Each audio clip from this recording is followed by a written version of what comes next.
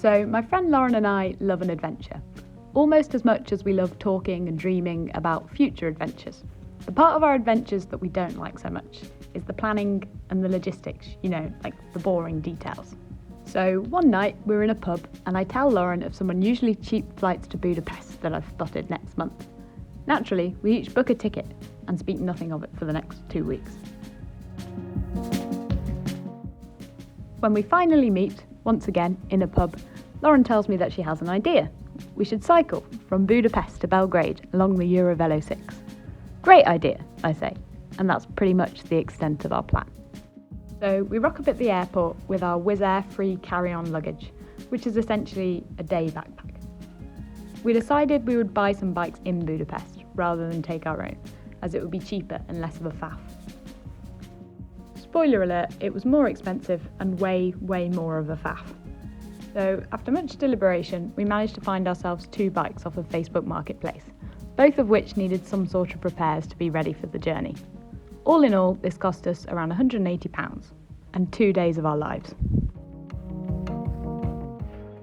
So having barely had time to explore Budapest, we set off on the road, taking a massive detour to get to a campsite.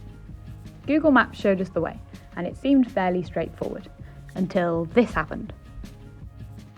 So we spend about 15 minutes fretting that the detour that we have to take means that we'll get to the campsite after dark, which surely means we'll be murdered. Then a local turns up, and before we can even stop and ask him for help, he seemingly unfazed gets off his bike and simply walks across.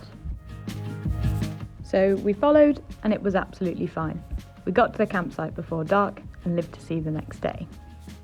We decide that the best way to avoid the peak heat is to spend the hottest hours of the day in a cafe around the halfway point. This seems like a great idea until we realise it means that we'll be arriving at the campsite around dusk, which not only means we miss all the fun, but get eaten alive by mosquitoes while putting up the tent. Also, all the shops were closed, so we had an extremely nutritious dinner. After 2 nights camping at campsites, we decided that we would not be brave enough to wild camp. In fact, we decided we weren't really cut out for camping at all and booked an apartment for the next night. On this stretch, there are a lot of long and exhausting farm tracks, horrible to ride on, stony paths with no shade. I would not recommend this cycling in 34-degree weather. We couldn't quite bring ourselves to wake up early again, so we opted for the long lunch tactic. But today our campsite was in the middle of a vineyard, so this provided enough motivation to get to the campsite before the restaurants closed. Side note, Lauren showed me this footage that she'd taken of me earlier, which is absolutely horrifying, and I'm still having nightmares about it. Okay, that's good news. Still can't find the bike. So today we actually woke up early, extremely tired, having been awake most of the night because of mosquitoes in the tent, as well as a loud bang that went off in the middle of the night, that we convinced ourselves was definitely a landmine explosion. Cycling in Croatia was a breeze, quiet roads and beautiful scenery. We had breakfast in Osijek, and to our delight, all of the main roads outside of the city had the most amazing, wide, smooth cycle paths alongside them. Beautiful roads, crazy, isn't it, Molly? Beautiful, brand new, fresh bike path, fresh road, perfect. Like it was just built yesterday. We knew it was too good to be true. I guess if you're cycling this next year, then you're in luck. We arrived in Dauj around 1 p.m. and around 20 kilometres away from Vukovar, where we booked accommodation for the night.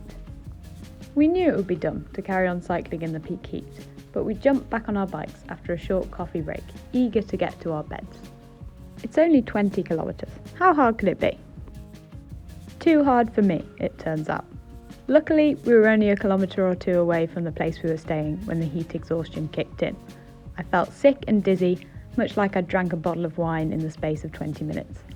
I decided it would be a sensible idea to get off my bike and walk the final stretch. So, good news, we got to Vukovar at a reasonable time, around 3 p.m, but bad news, we didn't see or do anything in Vukovar, as I spent the evening recovering and generally wallowing in self-pity. We decided to take it easy today for obvious reasons, only cycling around 40 kilometres and just crossing the border into Serbia. We stayed in a wonderful town called Bačka Palanka, where we rented an entire bungalow for less than £20, and at the local restaurant we found that vodka was cheaper than water. Needless to say, we had a great time here. So Serbia, so far so good, apart from the Russian propaganda channels on the TV.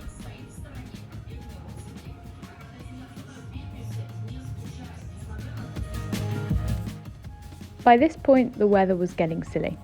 There were only certain hours of the day where it was cool enough to cycle, and we had limited time to get to Belgrade. We decided that, sadly, the only option was to get the train for the final stretch from Novi Sad to Belgrade.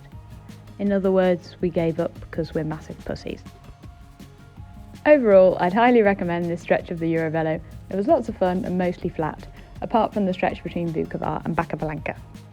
Oh yeah, and the bit after Novi Sad, apparently. I don't know, we skipped it. Anyway, if you happen to be watching this with the intention of cycling this route, feel free to comment down below any questions that you have. Thank you for watching.